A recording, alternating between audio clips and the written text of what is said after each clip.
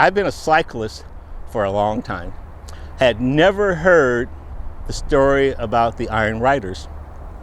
And then about maybe 10 years ago, I stumbled on an article that showed some black soldiers on bicycles, members of the 25th, and I knew the 25th Regiment was also part of the 4 regiments that made up the Buffalo Soldiers.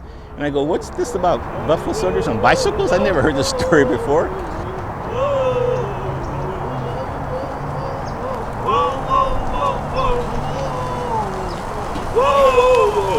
I've been gone so long. I've been gone so long. On a whim, when I was 66, I rode my bicycle from Chicago back to Los Angeles along Route 66 for my 66th birthday, which is very similar to the ride that the 25th Infantry did back in 1897 when they rode similar bicycles from Fort Missoula, Montana to St. Louis, Missouri to see if there was a place for what was then this new contraption known as bicycles, if there was a place where it could supplement the horse, not replace the horse, but supplement the horse. And they did a 1,900-mile ride.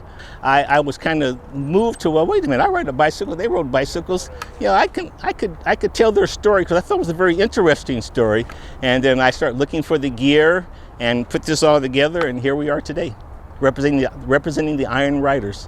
Well, we formed as a group because we were part of the 9th and 10th Horse Cavalry Association, and one of the troopers here invited us to ride in the Rose Parade. So back in 2007, we got together and rode in the Rose Parade. Of the bicycles, we had the roll, the bank roll, the tent. I kind of put my knapsack over the front of it, but in the knapsack you had your clothes and stuff to that effect. Your toothbrush and some other things were in that little patch right on the frame, underneath the frame of the bicycle. Lieutenant Moss had commissioned Spalding Bicycle Company to create a bicycle that was rugged enough to handle this 1,900-mile trip from Fort Missoula back to St. Louis. Now remember, there were no bicycle roads around at that time, so they were either going through rush terrain, old wagon roads, or they were making their own way to get across country. The wheels at that time were made out of wood, and the rims, I should say, were wooden rims. And Moss knew that he needed something that was going to be able to handle the rigors of a 1,900-mile bike ride. So he commissioned Spalding. He came out with a steel frame bicycle with metal rims and pneumatic tires, which was the other thing that was new at that time because they were using just hard rubber tires. And the bikes themselves, I think when they were fully equipped, weighed around 55 to 60 pounds.